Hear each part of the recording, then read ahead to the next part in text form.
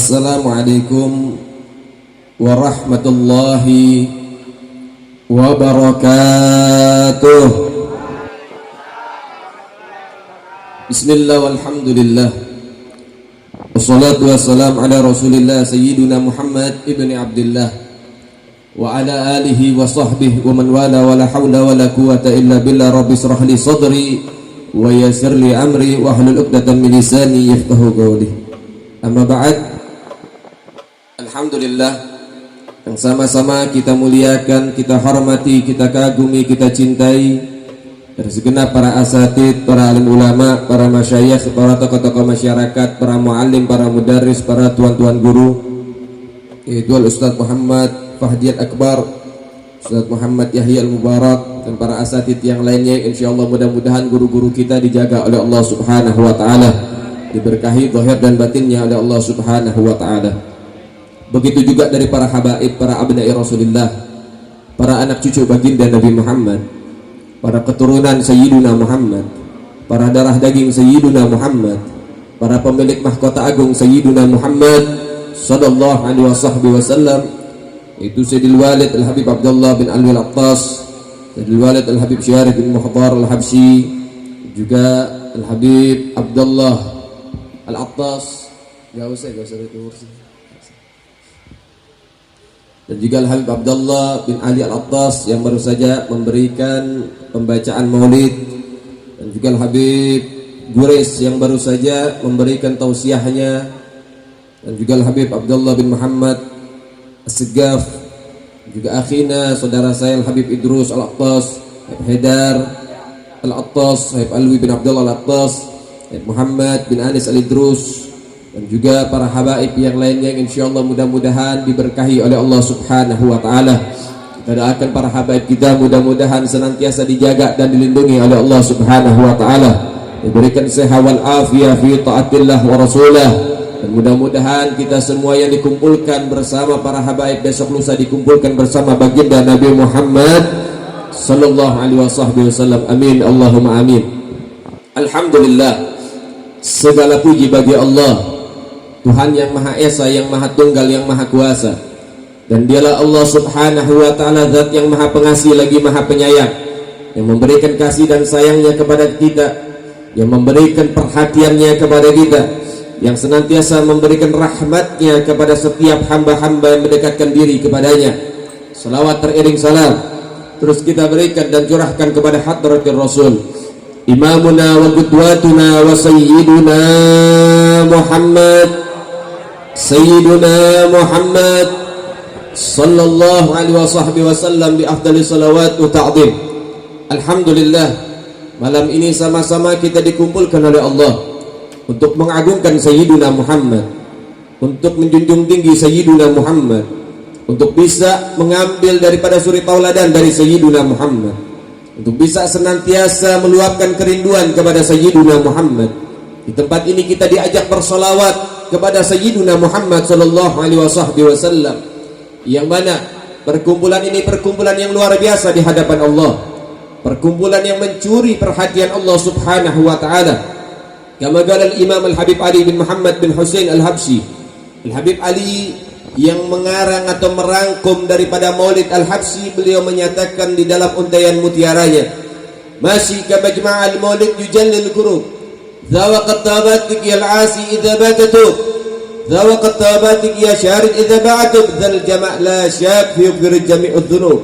Beliau mengatakan tidak ada perkumpulan di muka bumi yang melebihi kemuliaannya dibanding dengan perkumpulan Maulid Nabi Muhammad. Perkumpulan Maulid Nabi adalah sebaik-baik perkumpulan yang ada di alam semesta ini, dan semua yang kumpul di dalam perkumpulan Maulid Nabi tersebut hajatnya akan dikabulkan oleh Allah Subhanahu wa taala. Zawaqat tabatik yal asi idza batatu. Hei setiap orang yang punya dosa, hei setiap orang yang melakukan kemaksiatan, sekarang waktu yang tepat untuk tobat kepada Allah. Berkat Nabi Muhammad, tobat kita akan diterima, dosa kita akan diampuni oleh Allah Subhanahu wa taala. Tidakkah kita mendengar bagaimana Nabi Allah Adam yang membawa satu buah kesalahan kemudian dikeluarkan dari surga, diturunkan ke muka bumi, kemudian beliau bersujud kepada Allah selama 300 tahun dengan sujud yang tulus dari dalam hatinya. dengan rintikan air matanya tobat kepada Allah Subhanahu wa taala. Namun tak kunjung Allah taala memberikan ampunan dan juga memaafkan. Namun ketika Allah taala mengilhamkan satu doa yang dengan doa itu akhirnya Nabi Allah Adam diberikan pengampunan oleh Allah Subhanahu wa taala. Apa itu doa? Allahumma ghafirli bihaqqi Muhammadin illa ghafartali, ya Allah, dengan kemuliaan pemilik nama Muhammad, ampunin kesalahan saya. Dengan tawasulnya kepada baginda Nabi Muhammad, maka dimaafkanlah Nabi Allah Adam karena satu buah kesalahan. Lalu fikirkan berapa banyak kesalahan yang kita lakukan, berapa banyak kemaksiatan yang sudah kita jalankan, berapa banyak dosa dan munkarat yang sudah melekat dalam diri kita. Mungkin waktu yang ada sampai akhir zaman tak cukup kita ambil seluruhnya untuk kita sujud panjang kepada Allah Subhanahu wa taala. Kita masih butuh daripada waktu yang panjang untuk supaya kita sujud menebus daripada dosa-dosa kita. Namun beruntungnya kita adalah umat baginda Nabi Muhammad. Beruntungnya kita memiliki irtibat hubungan dengan Sayyiduna Muhammad. Maka mudah-mudahan malam ini juga kita berdoa, ya Allah, dengan kemuliaan baginda Nabi Muhammad, ampuni kesalahan-kesalahan kita ya Allah. Ampuni kesalahan kedua orang tua kita ya Allah, dan ampuni kesalahan guru-guru kita ya Allah, dan masukkan kami ke dalam sorga bersama baginda Nabi Muhammad. Kemudian Habib Ali Habsyi mengatakan, Dzal jama' la syak yughfir jami'udz dzunub. Perkumpulan ini perkumpulan yang tidak diragukan lagi, semua yang kumpul di dalamnya dosanya akan diampuni oleh Allah Subhanahu wa taala. Saudara yang dimuliakan oleh Allah Subhanahu wa taala, begitu agung perkumpulan Maulid baginda Nabi Muhammad. Begitu istimewa perkumpulan Maulid baginda Nabi Muhammad, sehingga Imam Syafi'i mengatakan, man jama'a li maulidin Nabi ikhwanan, siapa orang yang kumpul di dalam peringatan Maulid baginda Nabi Muhammad, wa hayya'at ta'aman, dan mereka menyumbang dari hal konsumsi maupun materi, wa ahla makanan, mereka persiapkan tempatnya, mereka buka pintu-pintu rumah mereka, mereka dirikan tendanya, mereka gelar karpetnya untuk menampung para pecinta baginda Nabi Muhammad. Wa amila ihsanan, dan mereka berlaku baik di dalam peringatan Maulid Nabi Muhammad. Mereka berlaku khusyuk, hudur hatinya di dalam memperingati Maulid baginda Nabi Muhammad. Wa kana sababan li qiraati, dan adapun mereka sekelompok panitia yang kerja keras, sehingga tua, muda, laki, perempuan bahu membahu mencari dana ke sana kemari, dan segenap panitia yang menyambut para tetamu baginda Nabi Muhammad, imhadroh yang senantiasa melatunkan syair-syair pujian untuk baginda Nabi Muhammad sallallahu alaihi wasallam. Maka orang-orang yang semacam ini mendapatkan kedudukan khusus di sisi Allah. Ba'atsallah yaumil qiyamah ma'as siddiqin was-syuhada was-shalihin fi jannatin na'im. Besok lusa kita semua bakal dikumpulin sama Allah taala, bakal dikelompokkan oleh Allah, digabungkan oleh Allah, disatukan oleh Allah bersama para syuhada, para orang-orang saleh, dan orang-orang beruntung di dalam surga yang penuh kenikmatan dari Allah Subhanahu wa taala. Amin ya rabbal. Alhamdulillah. Saudara yang dimuliakan oleh Allah, perkumpulan ini perkumpulan yang mengingatkan kepada baginda Nabi Muhammad. Begitu hebat Sayyiduna Muhammad, begitu agung Sayyiduna Muhammad. Karena sallallahu alaihi wasallam ahsanun nas khuluqan wa khalqa, la yaqul wa la yaf'alu illa ma'rufa. Habib Ali Habsyi sedikit memberikan daripada gambaran tentang sosok baginda Nabi Muhammad. Ada pribadi Nabi Muhammad sallallahu alaihi wasallam adalah sebaik-baik manusia, baik dalam segi fisik maupun dalam segi akhlak. Fisiknya luar biasa, sehingga Sayyidina Hasan Tsabit mengatakan, wa ajmalu min kalam taraqat aini wa ahsanu min kalam talidin nisa'u khuliqta mubarra'an min kulli aibin ka'annaka qad khuliqta kama tasa'u. Yang lebih indah dari engkau wahai Muhammadur Rasulullah, yang lebih mulia dari engkau wahai Nabi Muhammad, yang lebih hebat dari engkau wahai Rasulullah, tak pernah kedua mataku melihat sosok yang lebih indah dari engkau ya Rasulullah. Engkau sosok yang terindah yang pernah kulihat dan semua orang melihat. Wa ahsanu min kalam talidin nisa'u, yang lebih hebat dari engkau, lebih mulia, lebih istimewa. Tidak ada seorang wanita pernah melahirkan satu sosok itu, karena engkau yang paling hebat, paling istimewa. Khuliqta mubarra'an min kulli aibin, engkau tercipta tanpa ada kekurangan, tanpa ada aib, tanpa ada cacat, sempurna Allah ciptakan dirimu. Ka'annaka qad khuliqta kama tasa'u, seakan-akan kau ciptakan dirimu dengan tanganmu sendiri, seperti apa maumu. Masya Allah. Begitu hebatnya para sahabat memuji baginda Nabi Muhammad, sehingga orang-orang Arab Quraisy mereka punya yang namanya satu kebiasaan. Kalau mereka itu masuk di dalam bulan-bulan purnama sempurna mereka itu punya safari, mereka punya jalan-jalan, rekreasi, pariwisata, apa, kumpul di Sakhrah padang pasir, memandang daripada keindahan bulan purnama. Ketika Rasulullah masuk untuk ikut memandang daripada bulan purnama, rekreasi juga, ikut di dalam Sakhrah, di dalam padang pasir yang luas begitu, kemudian apa? Semua mata tertuju kepada wajah baginda Nabi Muhammad. Sampai sahabat mengatakan, bulan purnama pun cemburu dengan keindahan wajahmu ya Rasulullah, karena wajahmu lebih indah darinya. Sallu ala Muhammad, sallu ala Muhammad. Sehingga saudara, rugi siapapun orang yang mereka tidak bisa memandang wajah baginda Nabi Muhammad. Celaka siapapun yang tidak diizinkan oleh Allah dapat berjumpa dengan Sayyidina Muhammad. Sehingga diceritakan bahwasannya Sayyidatuna Aisyah ketika menjahit, maka jatuh jarumnya di kegelapan malam, akhirnya hilang daripada pencahayaan karena ditiup angin, kemudian akhirnya tidak bisa mencari jarum yang terjatuh. Masuk baginda Nabi Muhammad, ruangan yang gelap gulita akhirnya terang benderang, sehingga dengan mudahnya Siti Aisyah mengambil daripada jarum yang terjatuh. Maka Siti Aisyah mengatakan, sungguh indah wajahmu ya Rasulullah, beruntung siapapun yang dapat memandang wajahmu. Nabi mengatakan, iya wahai Aisyah, beruntung bagi setiap umatku yang diberikan izin oleh Allah bisa memandang wajahku, namun celaka bagi siapapun yang mereka tak mendapatkan izin dari Allah Ta'ala untuk memandang wajahku. Maka Siti Aisyah mengatakan, ya Rasulullah, apakah ada orang-orang rugi itu? Apakah ada orang-orang celaka itu? Mereka nggak bisa melihat keindahan wajahmu. Nabi bilang ada. Siapa mereka? Mereka yang di masa hidupnya mendengarkan namaku disebut dalam dirinya, tapi mereka tidak mau berselawat kepadaku. Sehingga mereka orang-orang yang rugi, yang tidak akan diizinkan oleh Allah dapat menyaksikan dan menikmati keindahan wajahku nanti di yaumil qiyamah. Maka keluarlah hadis al-bakhil man dzukirtu indahu falam yusalli alayya. Orang yang kikir, orang yang pelit adalah orang yang mendengar namaku disebut namun mereka tidak mau berselawat kepadaku. Sallu ala Muhammad. Ya ayyuhal ikhwan rahimakumullah. Lihat, jangan lagi uang dikeluarkan, suara saja dia tidak mau keluarkan, maka orang ini pelit luar biasa. Mereka tidak bisa memandang wajah Nabi Muhammad. Namun mudah-mudahan dengan kita mengeluarkan suara untuk berselawat kepada baginda Nabi Muhammad, besok Nabi Muhammad akan cari kita untuk bisa memberikan syafaat kepada kita. Amin ya rabbal alamin. Saudara yang dimuliakan oleh Allah, bagaimana akhlak Nabi Muhammad? Akhlak Nabi Muhammad sungguh luar biasa, sehingga diceritakan dan juga ada maqalah yang mengatakan bila mana pepohonan menjadi pena, lautan menjadi tinta, dan setiap daun-daun akan menjadi kertasnya, maka semua akan habis untuk menceritakan kisah Nabi Muhammad. Semua akan habis, pohon akan habis, lautan semua salam dunia akan habis, tapi kemuliaan baginda Nabi Muhammad belum habis untuk ditulis dan diceritakan. Begitu besarnya baginda Nabi Muhammad, masa hidupnya, masa wafatnya, bahkan masa kebangkitannya, semuanya memiliki keindahan yang luar biasa, memiliki keunggulan yang luar biasa, keistimewaan yang luar biasa, yang memancarkan rasa cinta kepada umatnya tiada tara. Namun begitulah keindahan baginda Nabi Muhammad dalam segi akhlaknya yang mulia. Saudara yang dimuliakan oleh Allah Subhanahu wa ta'ala, dikatakan oleh Nabi Muhammad dalam hadisnya, beliau mengatakan, hayati khairul lakum wa mamati khairul lakum.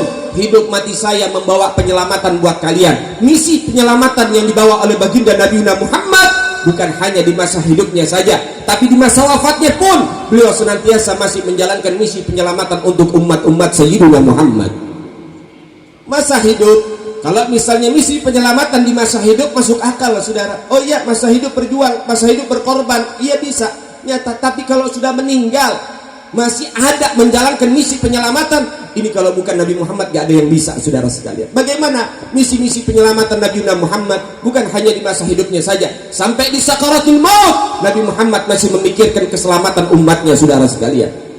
Datang malaikat Israel mencabut nyawa Nabi Muhammad, sehingga di dalam kitab al-arwah, kitab ar-ruh, dikatakan di dalam salah satu hadis Nabi Muhammad, rasa sakit sakaratul maut seperti ditusuk dengan 1000 pedang dan dikuliti hidup-hidup. Begitu sakit yang luar biasa, sampai Nabi Muhammad saja mendapati rasa sakit yang luar biasa di dalam kehidupannya, sampai beliau sendiri begitu menahan rasa sakit yang sangat dalam, sampai beliau merintih ketika di sakaratul maut, sampai beliau tanya, wahai Israel, apa ini tidak bisa lebih lembut lagi? lagi kau dalam mencabut nyawaku. Maka malaikat Israel mengatakan, ya Rasulullah, saya tidak pernah melakukan satu tugas dari Allah untuk mencabut satu arwah melainkan dengan cara yang lebih lembut, kecuali ini adalah cara yang paling lembut. Saya berhati-hati di dalam mencabutnya. Begitu luar biasa rasa sakit sakaratul maut. Nabi tanya, kalau gitu bagaimana rasa sakit sakaratul maut umat saya? Umatmu lebih parah dari ini ya Rasulullah. Lebih-lebih yang banyak dosa, mereka akan merasakan rasa sakit yang begitu dalam ya Rasulullah. Nabi langsung angkat tangannya, saudara. Keadaan menahan rasa sakit, tapi beliau masih memikirkan umat baginda Nabi Muhammad. Dia angkat tangannya, dia doa kepada Allah Ta'ala, Allahumma tsakil alaiya sakaratul maut ummati wa khaffif alaihim. Ya Allah, beratkan, bebankan rasa sakit sakaratul maut umatku terhadap diriku, dan ringankan rasa sakit sakaratul maut umatku. Begitulah misi penyelamatan baginda Nabi Muhammad. Gak sampai di sana, Nabi bilang, saya bakal tunggu umat saya di mana? Di Haud. Kalau tidak bisa menemukan saya di Haud, cari saya di Mizan, saya akan tunggu. Kalau tidak ada, saya akan tunggu di Sirat. Nabi buka posko-posko untuk menyelamatkan umat, saudara sekalian. Nabi tahu nanti di Mizan banyak orang-orang yang nggak selamat. Nanti di Sirat banyak orang-orang yang nggak selamat. Nabi Muhammad SAW sudah mempersiapkan diri menunggu kita di dalam Haud, di dalam Mizan, dan juga di dalam Sirat. Begitulah misi penyelamatan baginda Nabi Muhammad. Bahkan bukan hanya di masa-masa itu saja, sampai saat ini pun Nabi Muhammad masih menjalankan misinya menyelamatkan umat baginda Nabi Muhammad. Sehingga ada yang dikatakan hari Senin, ada yang mengatakan hari Kamis, ada yang mengatakan hari Jumat, Allah menciptakan beberapa malaikat yang tugasnya memberikan laporan kepada baginda Nabi Muhammad. Setiap seminggu sekali, sepekan sekali, usbu'iyah, mingguan, nanti datang itu malaikat dan mengatakan dan menyodorkan laporan, ya Rasulullah, ini amalan perbuatan umatmu dalam satu minggu. Nabi dapati, Nabi baca satu demi satu, fulan bin fulan, fulanah binti fulan, semua dibaca oleh baginda Nabi Muhammad. Sampai Nabi mengatakan, idza wajadtu khairan, kalau saya dapati dalam satu minggu itu umatku dalam keadaan baik, fahamidullah, maka aku bersyukur kepada Allah Subhanahu wa taala. Wa idza wajadtu ghairuh, kalau saya dapati ternyata umatku dalam keadaan buruk di minggu-minggu itu, fastaghfirtu lakum, maka aku mohon ampun kepada Allah buat kalian umatku. Shallu ala Muhammad, shallu ala Muhammad. Begitu agung Sayyiduna Muhammad, begitu mulia Sayyiduna Muhammad, begitu istimewa Sayyiduna Muhammad sallallahu alaihi wasallam. Sehingga saudara yang dimuliakan oleh Allah, tidak ada tempat dan ruangan dalam hati kita untuk siapapun yang kita idolakan dalam diri kita, kecuali hanya ada satu sosok, yaitu baginda Nabi Muhammad. Jangan kecewakan Sayyiduna Muhammad, jangan jauh dari Nabi Muhammad, jangan putus hubungan dengan Nabi Muhammad. Kadang-kadang umat akhir zaman mereka meminta syafaat kepada Nabi, tapi hatinya banyak melupakan Nabi Muhammad. Mereka lebih cinta kepada artis-artis kafir, mereka lebih mengenal kepada artis-artis kafir, sampai lupa dengan baginda Nabi Muhammad sallallahu alaihi wasallam yang berjuang mati-matian nyelamatin kita, namun dia lupakan. Tapi yang nggak kenal kita, yang nggak seagama dengan kita, nggak seiman dengan kita ngefans sama mereka, mengidolakan mereka. Artis Korea ditaruh di dalam hati, Nabi Muhammad dilupakan dari diri. Innalillahi wa inna ilaihi rajiun. Maka oleh sebab itu saudara yang dimuliakan oleh Allah Subhanahu wa taala, ayo tata diri kita untuk mencintai baginda Nabi Muhammad. Tata hati kita untuk tambah dekat dengan Sayyiduna Muhammad sallallahu alaihi wasallam. Lihat bagaimana para sahabat mencintai Sayyiduna Muhammad. Semua dikorbankan untuk baginda Nabi Muhammad. Semua diberikan untuk Sayyiduna Muhammad. Bukan hanya hartanya, bukan hanya daripada dirinya saja, semuanya, hartanya, jiwanya, raganya, nyawanya, bahkan keluarganya, semua diberikan kepada Sayyiduna Muhammad sallallahu alaihi wasallam. Satu ketika saudara, datang anak daripada Sayyidina Abu Bakar Siddiq. Dahulu sahabat Sayyidina Abu Bakar Siddiq masuk Islam, anaknya belum masuk Islam, sampai terjadi satu peperangan yang mana anaknya di pihak musuh, Sayyidina Abu Bakar ada di pihak baginda Nabi Muhammad. Datang satu anaknya, ketika anaknya sudah masuk Islam, nostalgia bersama ayahnya. Wahai ayahku Sayyidina Abu Bakar Siddiq, ketahuilah, apakah kau kenal, apakah kau ingat, apakah kau masih bisa mengenang ketika dahulu kita ada dalam satu pertempuran, namun engkau ada di pihak Nabi Muhammad dan saya ada di pihak musuh, saya ada di pihak orang-orang kafir Quraisy. Apakah kau tahu dengan kejadian itu? Ya, saya tahu dengan kejadian itu. Ketahuilah wahai ayahku, begitu besar cintaku kepadamu, begitu luar biasa cintaku kepadamu, sampai dalam peperangan itu aku selalu menghindari daripada dirimu. Saya nggak mau melihat dirimu di medan tempur. Kenapa? Karena saya khawatir saya nanti terpicu untuk membunuhmu wahai ayah, sehingga saya selalu menghindar daripada orang-orang yang ada di dekatmu. Saya selalu menghindar dari bayang-bayangmu, saya selalu menghindar daripada sosokmu, saking cintanya saya terhadap dirimu wahai ayah.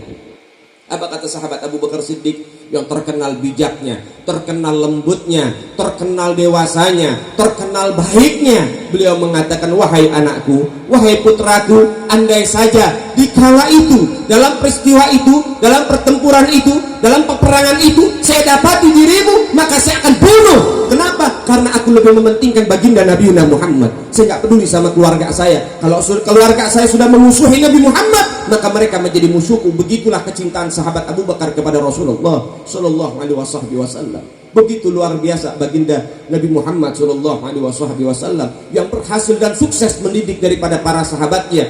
Mereka adalah anak didik baginda Nabi Muhammad, mencintai Nabi Muhammad dengan luar biasa. Sahabat Abu Bakar Siddiq dalam peperangan, beliau membawa seluruh daripada kekayaannya kepada Nabi Muhammad. Sampai ditanya sama Nabi, wahai Abu Bakar, apa yang kau tinggalkan buat keluargamu? Maka Abu Bakar mengatakan, saya tinggalkan hal yang lebih mulia daripada harta ini semua. Apa itu wahai Abu Bakar? Allah dan Rasulnya yang aku tinggalkan buat keluargaku. Begitulah sahabat Abu Bakar Siddiq radhiyallahu taala anhu arba. Belum lagi ada salah seorang sahabat Nabi Muhammad yang masih berstatus budak, kemudian ketahuan masuk Islam oleh tuannya. Kemudian oleh tuannya dikatakan, kamu kalau tidak tinggalkan Nabi Muhammad, saya cungkil matamu. Maka kata ini si budak, wahai tuan, jangan satu kau cungkil, dua-duanya kau cungkil biar aku buta. Aku tidak akan meninggalkan baginda Nabi Muhammad. Ternyata bukan gertak sambal, saudara. Betul itu terjadi. Kedua matanya dicungkil dan juga dipaksa untuk melepasnya, saudara. Akhirnya kedua bola matanya dikasih di dalam tangannya. Ini orang berlari menuju rumah baginda Nabi Muhammad. Karena sering ke rumah Nabi Muhammad, dia hafal. Dengan bersusah payah, dengan upaya yang luar biasa, sampailah ke rumah baginda Nabi Muhammad. Rasulullah sedang dikelilingi oleh para sahabat. Kemudian ini sahabat berkata kepada Rasulullah, wahai Nabi, tolong bantu saya, keluarkan mukjizatmu. Mata saya buta, saya pengen ngelihat. Apa kata Nabi? Isbir walakal jannah. Kamu sabar, kamu dapat sorga. Apa kata ini sahabat? Saya nggak butuh sorga, saya pengen ngelihat ini sekarang. Isbir walakal jannah. Sampai 3 kali Nabi menolak. Tetap ini sahabat mengatakan, ya Rasulullah, saya pengen ngelihat, saya nggak butuh sorga. Maka diobati oleh Nabi Muhammad dengan mukjizatnya. Ini orang akhirnya bisa ngelihat. Para sahabat yang lain mengatakan, kamu celaka, kamu rugi, kamu dijanjikan sorga malah kamu tolak, kamu hanya ingin bisa melihat. Apa kata ini sahabat? Para sahabat, bukan aku ingin melihat keindahan dunia, bukan aku ingin melihat anak dan istriku saja. Enggak, saya ini ingin melihat karena saya enggak sanggup satu hari tanpa memandang wajah Nabi Muhammad. Ternyata ketika Rasulullah tiada, betul ucapan itu dipegang erat sama dia. Rasul meninggal, dia datang ke Sahra, dia berdoa, ya Rabb, dahulu ketika kekasihku dan kekasihmu masih hidup, aku pernah mengalami yang namanya kebutaan, dan aku berharap dan aku meminta dengan paksa untuk supaya aku bisa melihat, sehingga akhirnya saat ini sekarang kekasihku sudah tidak ada, maka aku tidak butuh lagi penglihatan, jadikan aku buta selama-lamanya. Maka seketika itu diambil penglihatannya oleh Allah, dia buta sampai dia meninggal dunia. Lihat bagaimana kecintaan seorang sahabat kepada baginda Nabi Muhammad. Belum lagi sahabat-sahabat yang lain. Kecintaan sahabat Sayyidina Ali bin Abi Thalib yang menggantikan posisi tidur baginda Nabi Muhammad pada rumahnya sudah dikepung. Pedang sudah diangkat oleh musuh, siap untuk ditusuk, saudara. Sayyidina Ali tahu nyawanya sebagai ancaman, nyawanya terancam, tapi tetap Sayyidina Ali bin Abi Thalib menggantikan Nabi Muhammad. Dia jalani dengan sepenuh hati ikhlas. Begitulah kecintaan Sayyidina Ali bin Abi Thalib. Belum lagi kecintaan yang lain para sahabat baginda Nabi Muhammad. Belum lagi saudara, kecintaan salah seorang sahabat Nabi Muhammad dari kalangan wanita, namanya Nusaybah binti Ka'ab. Nusaybah binti Ka'ab punya suami namanya Zaid bin Asim. Dari keduanya punya putra, yang satu usia 15 tahun, yang satu usia 13 tahun. Datang seruan jihad, Nusaybah bangunin suami, ayo bangun, ada jihad nih, ayo bangun ikut. Maka bersiaplah si suami.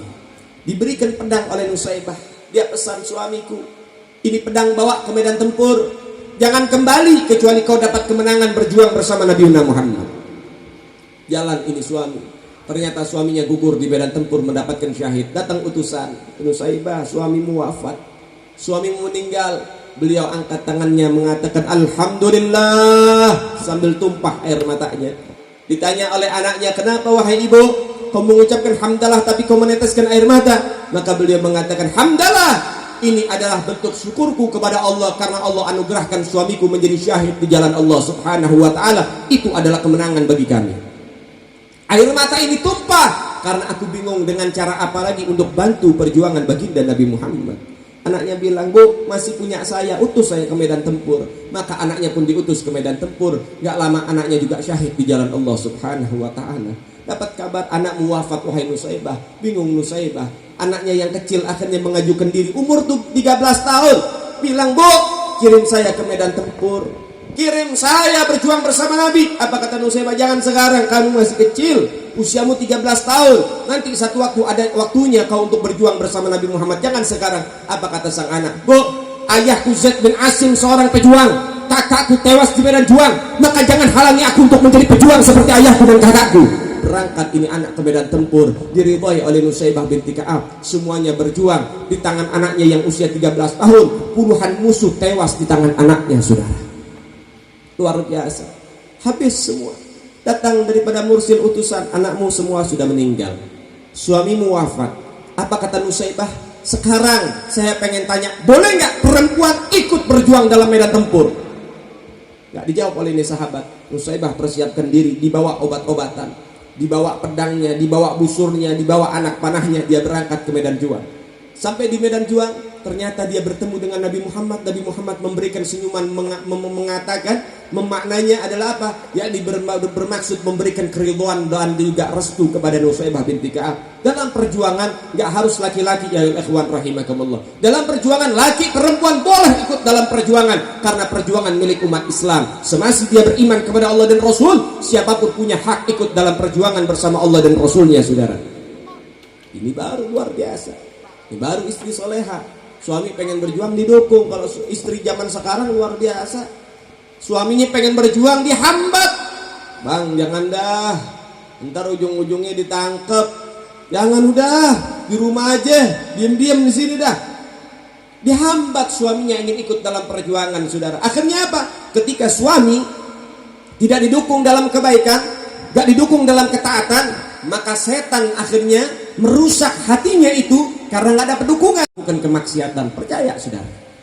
Jadi kalau misalnya orang nggak dapat dukungan dalam ketaatan, pasti nanti bakal salah jalan. Maka kalau misalnya ada yang namanya dalam kebaikan dan ketaatan, dukung siapapun itu, sehingga dukungan kita insya Allah akan berbuah menjadi keistiqomahan dalam perjuangan, saudara.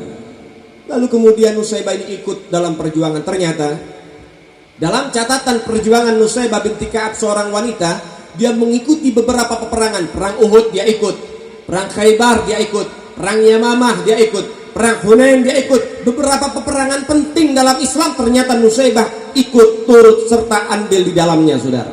Dalam perang Uhud, Nusaibah mendapati 11 luka serius dalam tubuhnya. Yang paling parah di punggung, itu diobati selama 1 tahun Nusaibah, saudara.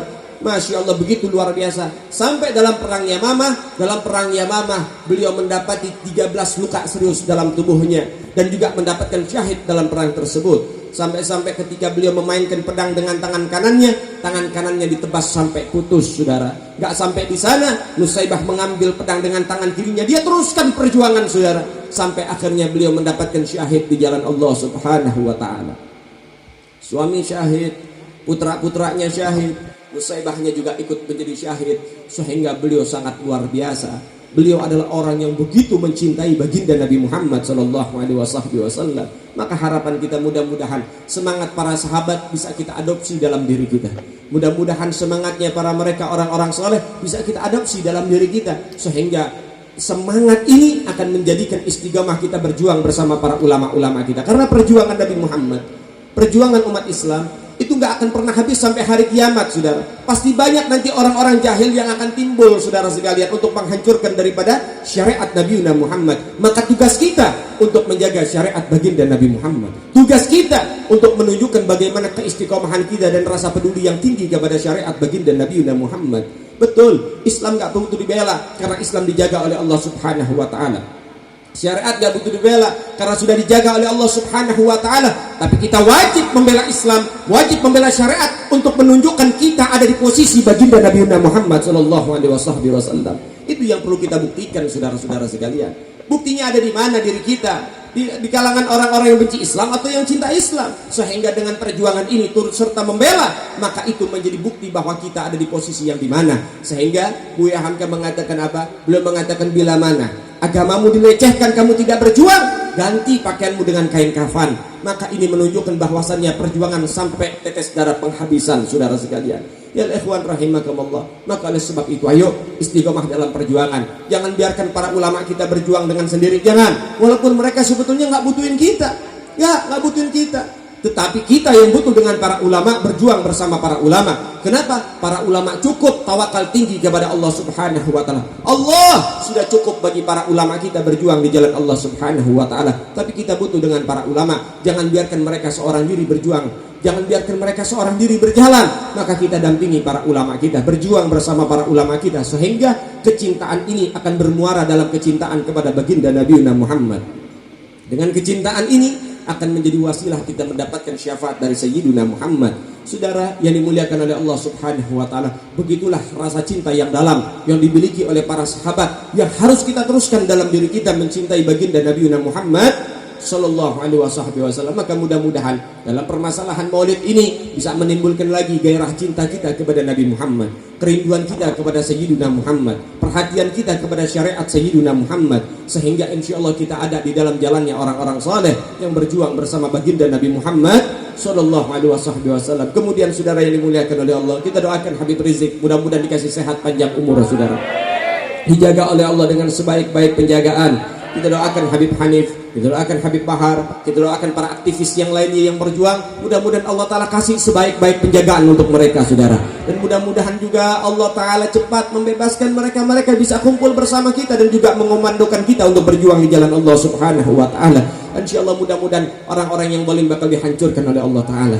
Orang-orang yang berjuang akan diistiqomahkan oleh Allah Subhanahu wa Ta'ala. Dan mudah-mudahan kita semua dihidupkan dengan kalimat la ilaha illallah. Kita wafat mengucapkan la ilaha illallah, dan kita meninggal dunia dengan kalimat la ilaha illallah, dan kita dikumpulkan bersama ahli la ilaha illallah. Dan mudah-mudahan kecintaan kita kepada keluarga baginda Nabi Muhammad akan berbalas cintanya Nabi Muhammad kepada kita, sehingga kita semua mendapatkan cinta dari baginda Nabi Muhammad. Rabbi fanfa'na bi barakatihim wahdinal husna bi hurmatihim wa amitna fi tariqatihim wa mu'afati minal fitani wa sallallahu ala sayyidina Muhammad sayyidil mursalin walhamdulillahi rabbil alamin. Amin ya rabbal alamin. Jazakallah, terima kasih banyak. Ini saja yang bisa saya sampaikan, mudah-mudahan manfaat dunia sampai akhirat buat saya pribadi dan antum semua.